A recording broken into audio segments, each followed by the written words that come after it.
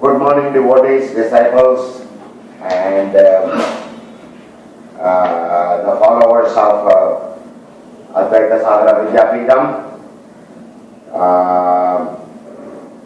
Today's topic is going to be an introduction to karma, and I have about two more which completes a series of introductions, and then over that I will be taking you into a series of deep discourses which will take you into Advaitam, and it will take you into higher Advaitam, and then it will take you into the highest. And I will also use Lalita Parameshwari's Upasakam and the Sri Chakra. So let's come back and say, what is this karma? First question. Only human beings are alone allowed to perform karma. And this earth, all earthians who live on, who are born on earth, live on earth and perish on earth, they all come to a bhumi called the karma bhumi. So this is a place of work. The very first Vedantam is Jagat. You come here to experience and let out all your desires and work. If you do the good work, then you go someplace else to enjoy it. If you do a good bad work, you go someplace else to correct yourself. A karma is an action that is because of the desire in you, with the ego as the agent and the jiva as the enjoyer of the result of the karma. Ladies and gentlemen, enjoyer here means both happiness and sadness. So you have to keep that in mind. I may only talk about happiness, but automatically sadness is included, or I may be talking about sadness, happiness is included. Because each one of them in the extreme, they are one and the same. So we are going to slowly take you from dualism and or into focus qualified monoism, and then we enter into Advaita. So, karma. There is an agent, there is a mode of action. I give it to you as a little arrow here with the 2 points. One point is, the most important thing in a karma is a will which is born out of your desire, of your samskaras that are stored in you. So, immediately Rajos takes over and you start acting. That action produces or going to produce a result either now or in future. If it is going to produce now, you are going to experience it. If it is not going to be produced now, that particular karma's result is taken back and stored in something called Sanchita karma. Sanchita karma is like a big basket behind you. You do not know the size. It is very, very big. It is all your previous desires, not only of this birth, but also all the births before. Unfulfilled desires. Prarabdha karma is the second listed here. Prarabdha karma is the current right now what you are going through. From your birth till your death, prarabdha karma acts. This prarabdha karma makes you enjoy one desire for which you are born, for which you took this birth. But while you are enjoying it, you are more attached to the world and you create more, what do you call, the karmas, which cannot be fulfilled in one lifetime. Your desires. One time you are an engineer, suddenly you decide, oh, I wish I was a doctor. That's a desire. That has to be fulfilled. So that goes into the sanchita. Prarabdha, according to the rule, can never be transgressed. Can never.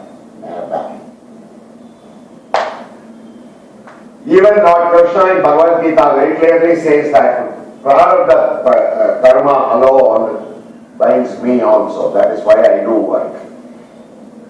Because I am the founder of that karma, and if I myself do not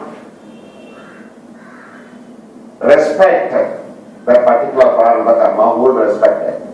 So even I am bound. Otherwise, why should Yudhishthira and Rama and Nala and all these people go through so much of hardship in their life? It's because of prarabdha karma. So prarabdha karma can be exhausted only by experiencing it. Ladies and gentlemen, I will be talking about this prarabdha karma in depth when we go into deeper into exploration into Advaita. So, one sanchita karma came out and became prarabdha karma. So immediately you take a jivaship. You take a jivaship. According to what you are eligible, what you sow. What you sow, what is what you reap. So if you have done a good thing, you might get a human birth. If not, maybe some animal birth. But whatever birth it is, that is because of the prarabdha karma. But keep one thing in mind very clearly, and I want you to very implicitly understand. Only human beings can create karma, because they are the only ones who are given the sixth sense. So they can say, karmas are of three types. One for the body, one for the mind, and one for the intellect. Okay, society, intellect, I want a name and fame, so he goes and does volunteer work. So only these three karmas of karma.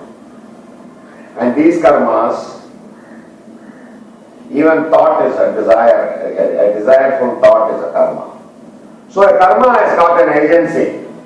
That agency is nobody but jiva, your ego, my ego. Because I am the doer. So because of that, I do the work, and that is the fruit of the result. I may go on to plant a coconut tree. It may give a result right now or 20 years from now. Or in the next period, in my next birth. So it goes and goes. This agami, or adami, some people, agami is what you do in future. There is also another one. So these three things, prarabdha is an action, this is ready to act for the next, and this is what you are going to do in future.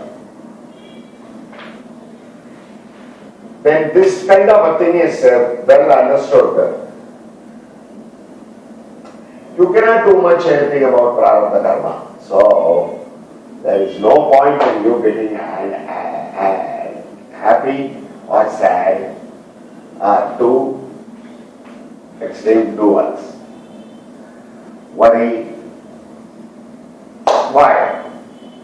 Because this prarabdha karma, you have to, whatever that you have sown, you are going to reap. There is no two ways about it. So in this kind of a duality, because you have God and you and me, in this type of duality, God says, you people are all, we people are all attached to a big wheel called a karmic wheel.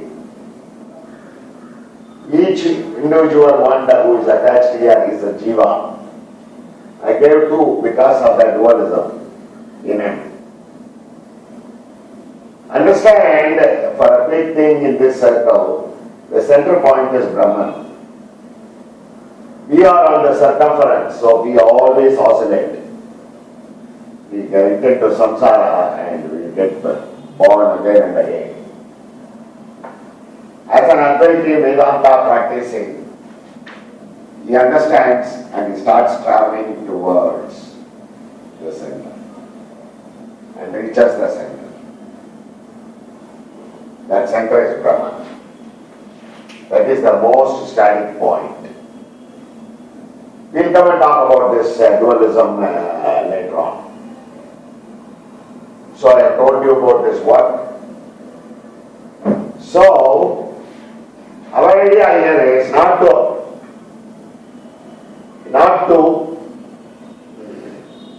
accumulate. We want to get rid of it. All, because only when you get rid of all your karma, your sushma body will disappear. Till then your mind and your intellect will stay. And these are all embedded in your causal body, which is shapeless. So we are now going a little internally and working. By japa and meditation and yoga, devotion, selfless work, I can keep on saying. Your sanchita dharma can be reduced without you knowing it. Prarabdha karma cannot be touched. You have to go through it. Okay? Only thing is by devotion and by yogi and by respecting people of the higher order of spiritual evolution, by doing all those things, you can counteract some of that good and bad. You have to give up the good and bad. Please understand that. Not only keep the good, but at a later time, you have to be above the good and bad. Because that's where Shantam is. That's where peace is. So I give you a general introduction. Agami is what we do in future. This Agami, every end of a jiva's earthly life, that means the jiva has given up the sthula body, this Agami joins the sanchita.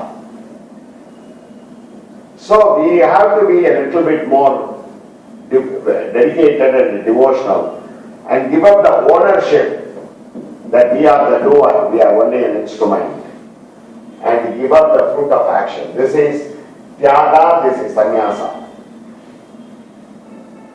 As explained very nicely in chapter 18 of Bhagavad Gita. When I come to that, I will also again come back to this particular one. So ladies and gentlemen, let's go through this now. Karma is what you create. Any action, it is mostly rajos. Karma is rajos.